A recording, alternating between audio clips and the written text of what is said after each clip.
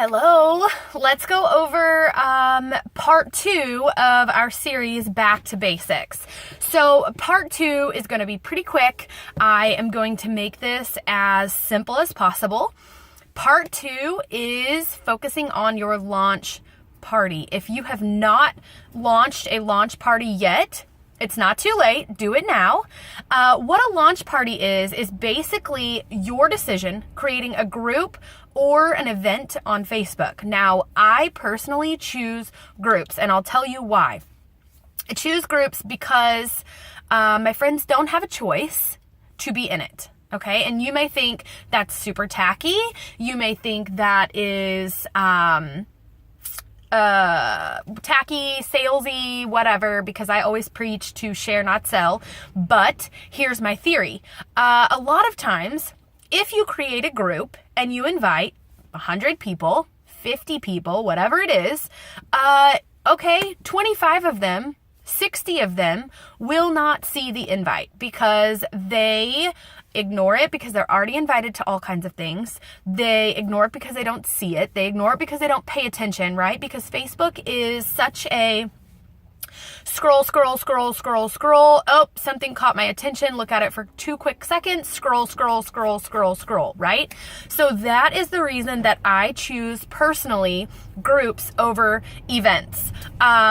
So you can choose whatever you want, groups or events, create whatever it is, and invite every single female on your list. I don't care if it's your mom's mom, your mom's dad's uncle's grandma. Like, I don't care who it is. I don't care if she doesn't like you. I don't care if she's your ex-husband's new wife. Like, doesn't matter. Put her in there, right? Every single female goes in to your launch party, period. Now, you're going to run a launch party for the first 10 days, just like you would do an online party for any hostess. So you're going to create this group. You're going to put everybody in it. You're going to make, well, you know what? Let me step back a couple steps. You're going to create this group. You're going to make it pretty by adding your little cover photo, your timeline banner at the top, things like that. I normally would post like a welcome video, and in your welcome video, this is where adding everyone in becomes untacky. This is where it becomes unsalesy, because you are going to post a welcome video, some sort of welcome, and you're going to say, I have put everybody on my group because I wasn't sure who was going to be interested. If you are not interested, feel free to leave, and there are no hard feelings. I'm not going to be upset that you've left my group. I get it. Everybody is in 6 million groups, and sometimes it gets annoying. But I am going to promise you that I'm going to try my best to not be annoying and not be salesy. Okay? Genius, right? We've thrown everyone in. They know they got in there, but now we're kind of apologizing, right? To tell them that if they don't want to be here, it's cool. They can leave. Okay? So that is number 1. Definitely make it pretty. Put your welcome in there, and then add your people. And the reason I say that is more people are likely to see that very first video if they're not already added to the group prior to putting it in there. If that's the first thing in there, more than likely, as soon as they get in, that's what they're going to see. So that's super, super important. Now, what's also important is you are going to run this as if your life depends on this party. Your paycheck depends on this party, right? Feeding your kids, helping decorate your new house, paying bills, like rely on this party, okay? And we're going to focus on that. We're going to party like it's the biggest deal of all big deals, right? So you post your welcome, and then post a couple more times. I would talk about the mascara. And here's the thing. In your launch party, I would go no more than 5. Okay? I would go no more than 5 products to focus on. Because if you are focusing on everything that we offer, not only you are going to look like you have squirrel syndrome, but you're going to send your customers, these new people that you want for life, into total squirrel syndrome mode, right? Because they're like, oh, she has this, oh, she has that, oh, da, da, da. Well, I don't even know what to order. There's so much to look at. So I'm going to say focus on 3 to 5 products. Yeah, 3 to 5 for 10 entire days. Okay? I can't tell you how many times. Okay, let's talk about this little lip plumper, right? I bought a lip plumper. And it's like this little suction thing. That's kind of why right here is still a little bit bruised. For the first like 5 to 7 days, your lips get bruised, whatever. I saw this lip plumper probably 18 times, and 15 of those were probably by one of my best friends. Okay, so I saw it at least 18 times before I actually made the purchase. Most people require seeing something more than one time. First of all. Second of all, when you're posting, just because you post it doesn't mean that everybody has seen it, right? How many times do you scroll through your news feed and you see things and then you go click on somebody's personal page and you think, oh, well, that wasn't in my news feed. I didn't even know about that.